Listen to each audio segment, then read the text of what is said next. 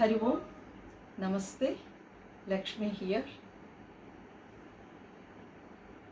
Successfully we have finished 5 chapters in Bhagavad Gita in this Gita Yajna, and today we are going to start the 6th chapter. And once again I thank you all for the encouragement for in this journey of Gita Yajna. Today I am going to share few points about the 6th chapter, and I am going to recite first 3 slokas, 1, 2 and 3. This is Sashtodhyayah, Atma Samyama Yoga.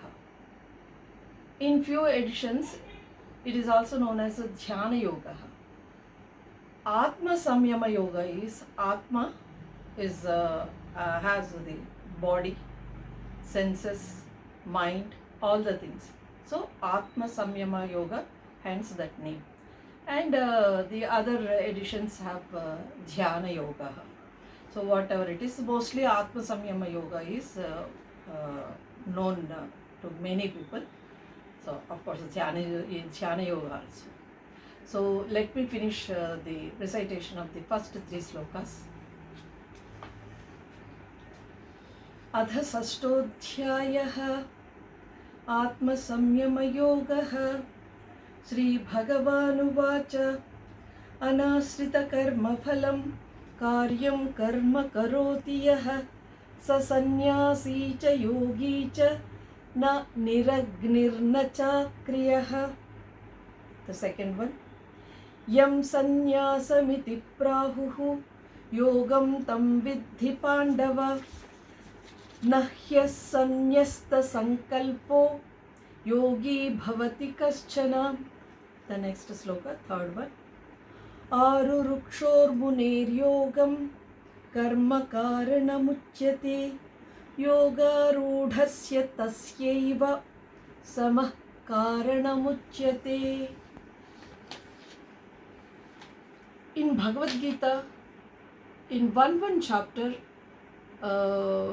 focused on one point. Like coming to this 6th chapter, there are few points are covered and which are very very useful for our routine, day-to-day life.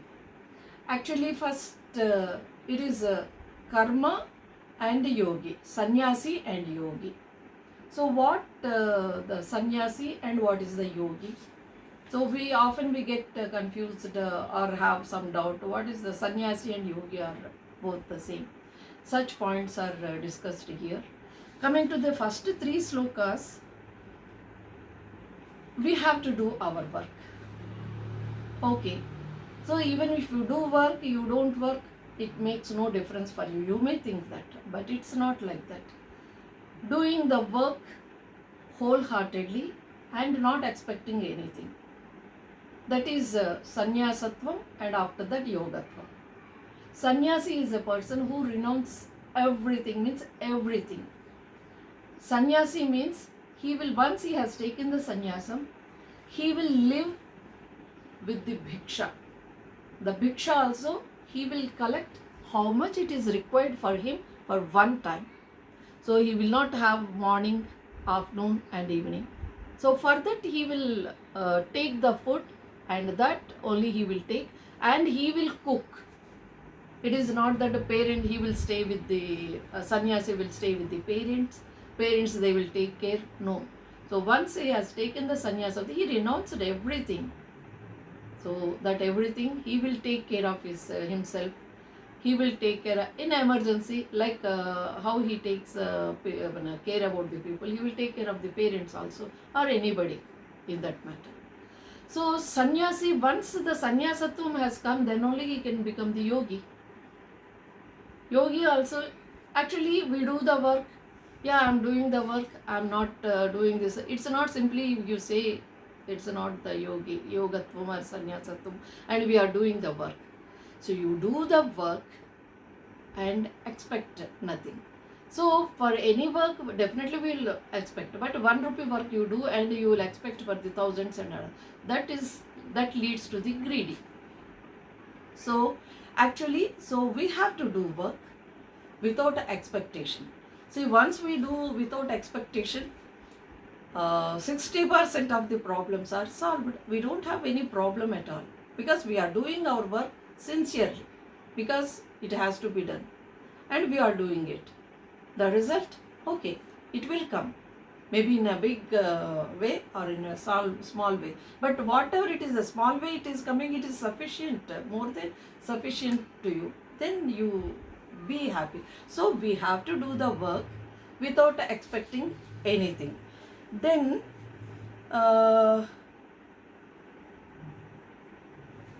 when we are doing without expectation anything, our thought level, the purity means it's not outward purity. Here we can mention about the Ashtanga Yoga in yoga. The Ashtanga Yoga, it's a eightfold this thing. So Yama, Niyama, Asana, Pranayama, Pratyahara, Dharana, Dhyana, and finally Samadhi. There are few people who are born realized. Just like that, they don't need all these steps. But for us, for common people like us, we need some steps. So to reach that level, we need certain things. So for that, you start taking care of the outward cleanliness, then the cleanliness from the inside. So we need food. Actually, we need knowledge. To gain knowledge, we need energy to the body. So to gain the energy, to get the energy, we need to have something to eat. So that's what it says, Annapurne Sadapurne Shankara Pranavallabhe Jnana Vairagya Siddhyardham Bhiksham Dehi Cha Parati. So I'm taking the alms just because I have to survive. Survive, then only I can gain the knowledge. So for knowledge, I need energy. For energy, I need to have something. For that only, it's not for the, I take food only for the taste sake.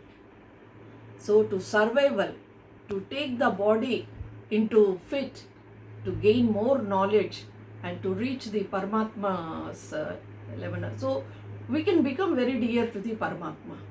So this is what we have to understand.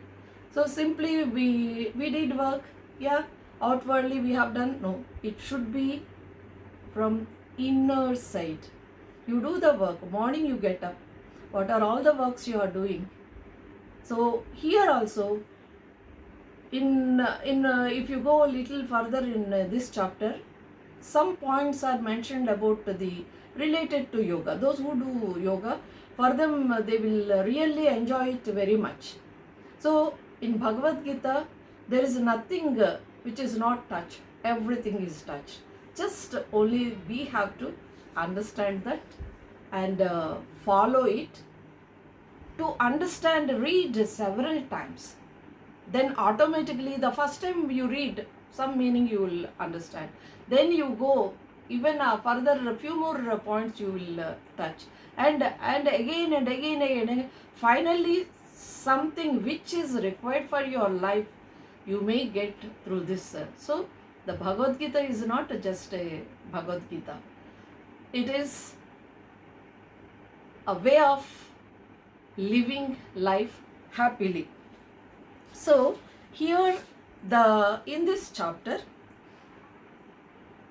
the Atma is about the body, mind and senses, and the methods followed to achieve control over the senses is well explained in this.